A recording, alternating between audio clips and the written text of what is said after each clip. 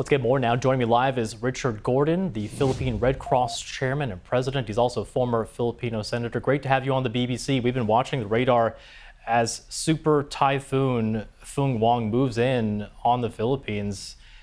What do you make of this storm? How is the country and, of course, the Red Cross preparing? Well, we were practically exhausted for the last month and a half or 2 months practically. We've had several typhoons week after week. We've had earthquakes, and we've been reacting to all of those north to south of the Philippines, east and west. And now this one is coming. We're still in Cebu and the Visayas. Cebu is the epicenter of that big typhoon and earthquake that hit us. And our people are still there in the evacuation centers, doing feeding, providing food and shelter, as well as psychosocial support, and providing water. Water is important. We have sent also our payloaders there so that we can get in to some of the barangays or the villages that have been blocked by debris. Now, going to the no, today's big typhoon, super typhoon. Yes, it's already past the Visayas. It's right now in Catanduanes. A lot of high winds, a lot of trees bending to the wind, and everybody's hunkered down. We have about 500 evacuation centers all over the 23 provinces. And the Red Cross has many chapters in the provinces. So we're catering to all these evacuation centers for the moment. We have not had any big incidents except for the wind and the rain, but we are already having floods all the way down to Mindanao. So Wow. this thing is practically covering the Philippines. Yeah, we're looking In the at southeast, there was some floods. Yes. we're looking already at some pictures that we're getting in there of the initial impacts, and we can see some of that storm surge, the high winds. We're talking about sustained winds of 240 kilometers per hour. That's 150 miles per hour.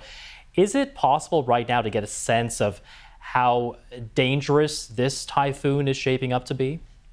Oh yes. You're gonna. We're having perhaps roofs flying like like shavers, no? And they can cut a man's leg up if they get caught in a bad way. You'll have fallen trees, fallen posts. We have no power. They usually cut the power even before it enters the province that is going to be affected. Water will be something that we will lose right away.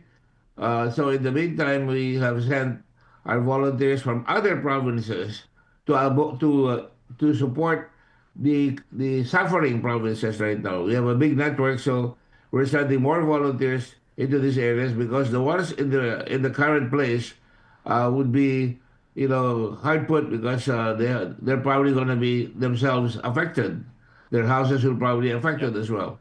You know, So in the meantime, we have sent our water tankers. We've sent food trucks there in preparation for.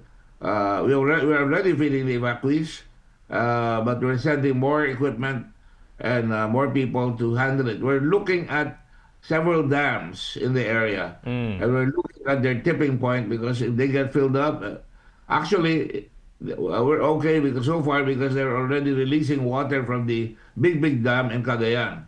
so But many down complications. Obviously, you mentioned the dams potentially filling up, those high winds, getting the equipment in place.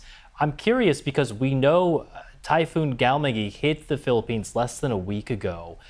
How does that complicate your preparations for this next storm? Dealing with two big storms in 1 week can't be easy, although we know, of course, that they are going to strike directly, at least, different parts of the Philippines.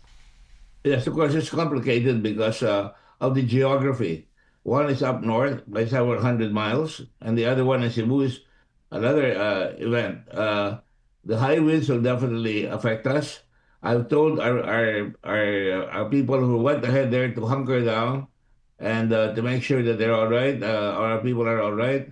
We have told the people to evacuate, and many of them have evacuated. They put their boats out of the water. The whole barangay is helping one another to take the boats out of the water.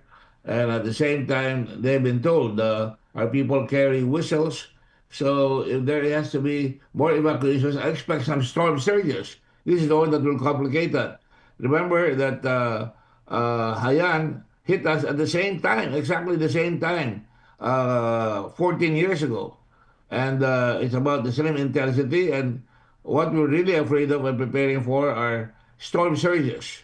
And many of our provinces are along the coastline.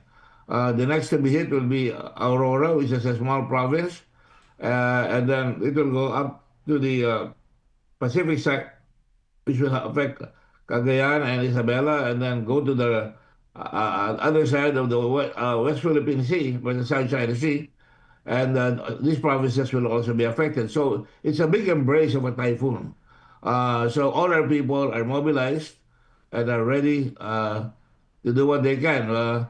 We're number one in disasters, and we've seen this before, and we're doing our level best. It's a very experienced Red Cross here, Yeah, your we're trying country to do the obviously best as we can. no stranger to these types of storms, but still looks like a large task on the horizon. Richard Gordon, the Philippine Red Cross chairman and president, thank you very much for your time. We appreciate it. Thank you.